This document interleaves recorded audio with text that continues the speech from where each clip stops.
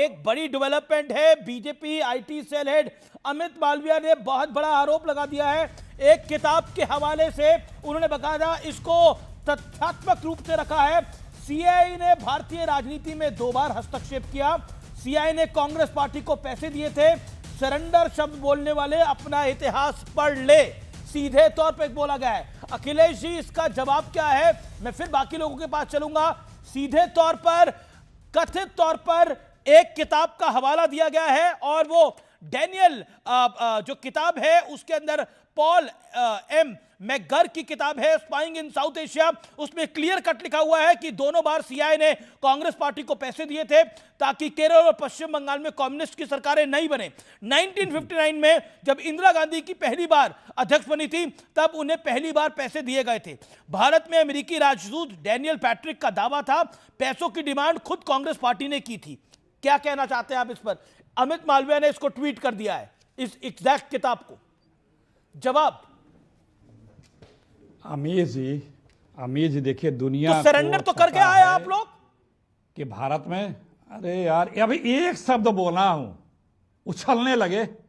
Please थोड़ा सा तो मर्यादा उछलना नहीं होता, उछलना नहीं होता, ये पूछना होता है। अमीर जी ये प्लीज, पूछना होता है। आपको जितना सवाल करना हो कर लो। अपने टाइम पर उछालते ही होंगे मीडिया को आप ऐसे उंगली पर। मेरा एक क्या वर्ड करते हैं गया आप? था, अखिलेश जी वरिष्ठ आदमी आप, मेरा एक वर्ड गया था, आप बीच में सवाल पूरा कर रहा था मैं अपना। इतना अनकंफर्टेबल क्यों हो जाते हैं आप? सच्चाई है ये, पैसे लिए क्या आप लोगों ने? क्या था? अच्छी बात, जवाब दीजिए इस बात का। नहीं है, हाँ दे रहा हूं।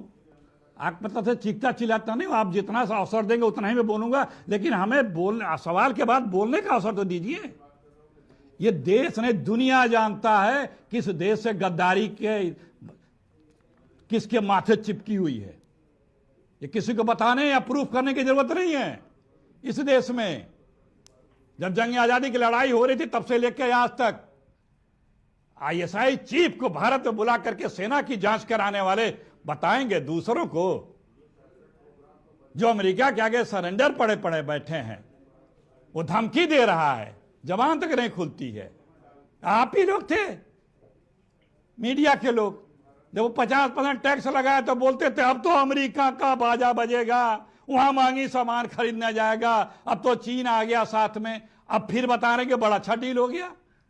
आप ही लोग बताते थे निगेटिविटी, अब अच्छा ही बताने लगे हो। हम अमेरिका से सामान खरीदेंगे जिस पे हम टैक्स लगाते थे 16%, 12% से लेकर के 150% तक एग्रीकल्चर प्रोडक्ट को लेकर के, अब हमको 0% पे इंपोर्ट करना होगा। खुश हैं? अरे भैया ये इसको क्या कहा जाए? गजब का है भैया माइंडसेट। हम उससे खरीदेंगे तो हम अब टैक्स ही नहीं लगा सकते। अखिलेश जी जो फैक्ट शीट आई है, इंपोर्ट कर रहा है अखिलेश जी जो आपने बहुत बड़ा आरोप लगाया, आपने बोला उनके प्रोडक्ट यहां 0% पे आएंगे और हमें टैक्स देना पड़ेगा। आपने फैक्ट शीट पढ़ी है जो रिलीज हुई है? उस फैक्ट शीट के अंदर क्लियर कट लिखा हुआ है, बहुत स्पष्ट रूप से, कई सारी चीजें बड़ी क्लैरिटी के साथ है। उसमें लिखा गया है कुछ प्रोडक्ट हमारे 0% पे जाएंगे, कुछ प्रोडक्ट उनके 0% पे आएंगे।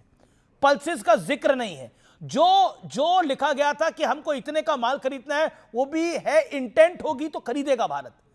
देखिए, मुझे लगता है कि when we talk about trade deal we should talk about facts. Fact sheet release हो गई है। मेरा निवेदन है, आप 4 दिन पुरानी बात कर रहे हैं, फैक्ट शीट को पढ़ लीजिए तो बेहतर होगा आपके लिए भी और देश की जनता के लिए भी। मैं शहजाद जी आपका रुख करूंगा, लेकिन आनंद दुबे के पास मुझे जाना है। मुझे लगातार 2 दिन हो गए, मैं उनके पास सबसे लेट जाता हूं और आनंद दुबे इंतजार कर रहे हैं मेरा। आनंद दुबे, मेरा स्पष्ट सवाल है, क्या भारत माता को कोई बेच सकता है?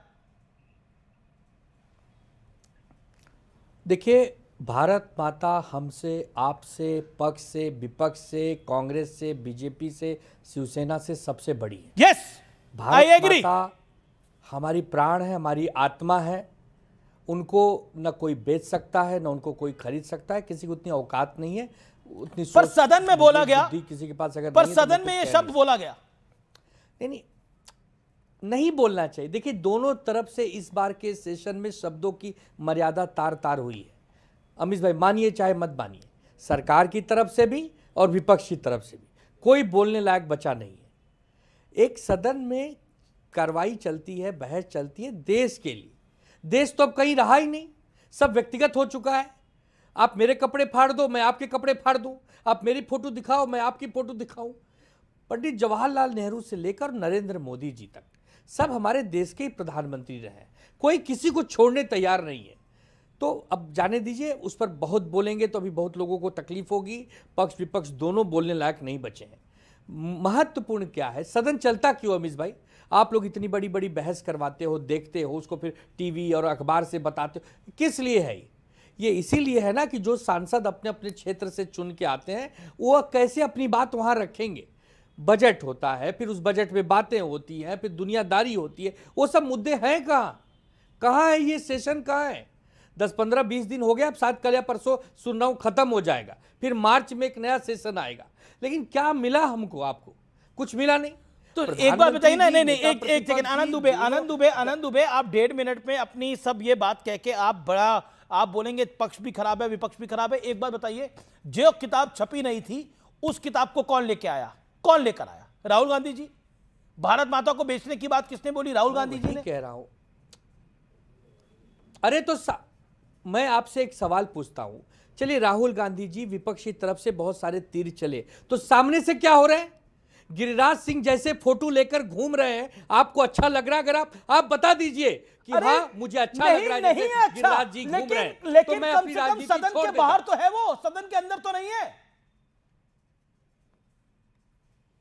अरे बाबा, लेकिन दोनों तरफ को मैं वही बार बार कह रहा हूं कि ओम बिरला साहब से सिर्फ इतना ही दुख है कि अगर आप 50 सांसद विपक्ष के सस्पेंड कर देते हो सेशन के लिए, 2-4 सरकारी भी कर देते, लोग कहते यार बड़ा ताकतवर आदमी बैठा है कुर्सी पर, बहुत निष्पक्ष आदमी है, भेदभाव नहीं करता है।